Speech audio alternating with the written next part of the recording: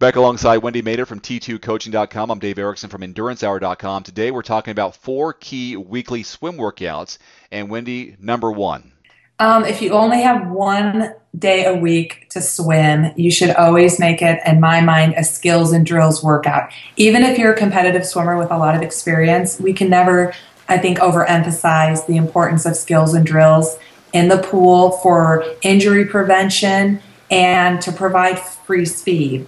Now, there's a ton of skills and drills that I provide on my website that people can incorporate, but it really just depends. Which one is right for you depends on your technique limiter and where you're struggling in the water. Give me a couple examples of some drills that you do and you really like. Number 1 I can think about is the punching drill you do in the water, which is really cool. Right. I really like the fist drill, punch drill, because I think an aspect that people overlook is how important the hand entry is. And that is specific to hand entry as well as my head out of the water drill. Because that hand entry phase of the stroke is so important to set you up for a good underwater catch and the pull. And again, it starts with recovery. Recovery helps develop your hand entry, and that hand entry really helps set you up for a strong catch and pull to provide the forward propulsion and to provide effortless swimming. It's all about swimming with or pulling with the greatest amount of water with every arm stroke. Number 2 here, you have aerobic endurance as one of the key workouts during the week. What is that? Aerobic endurance is it's an intensity level. It's usually that zone 2. If you're training by heart rate, it's an RPE of maybe 3 or 4 if you're training by rate of perceived effort. And within that, like 65 to 75% of heart rate, if you're training by heart rate, it's just easy, longer swim sets, 100, 200, 300, 400 meter repeats sets, not at a high intensity. And while you're building up that volume of swimming, you're also working on your skills and drills.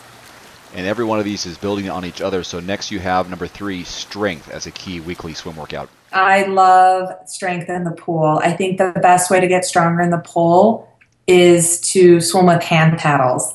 They come in a variety of sizes and shapes. If you're a weaker swimmer, new to swimming, you should get smaller hand paddles the size of your palm. If you're like me, I usually have like big plates on my hand.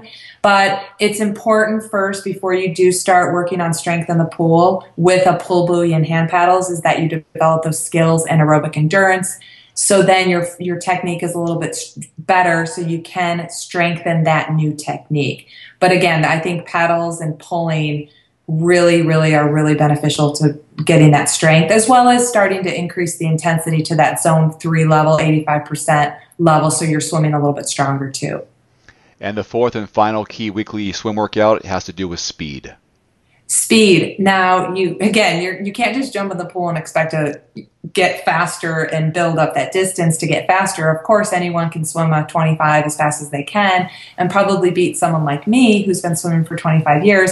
But when we're talking speed, we're talking about, kind of over or getting faster at your baseline fitness test.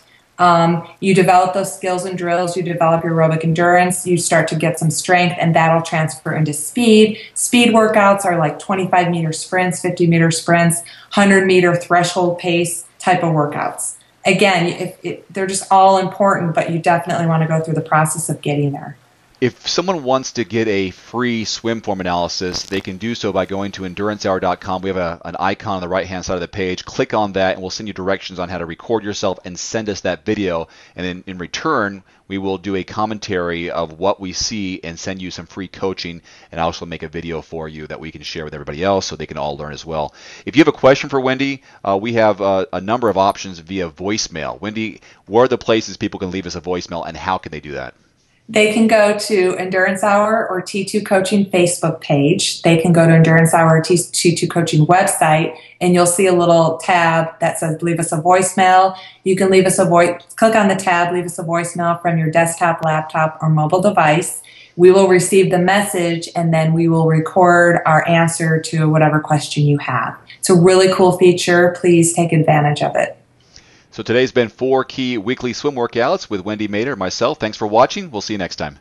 Thanks. Okay, now that you've worked on your breathing body right body balance and rotation. It's time to work on really getting that elbow, guys, hips, the elbow. The first phase we're going to talk about is called high elbow with your elbow. What that means is the other elbow as your elbow, and I'll take drag, wrist drag. So those are the two main components. Recovery phase. The reason recovery is so important is how your arm, so you're really recovery phase, whether it's wide or tight, narrow, like the ceiling of the pool.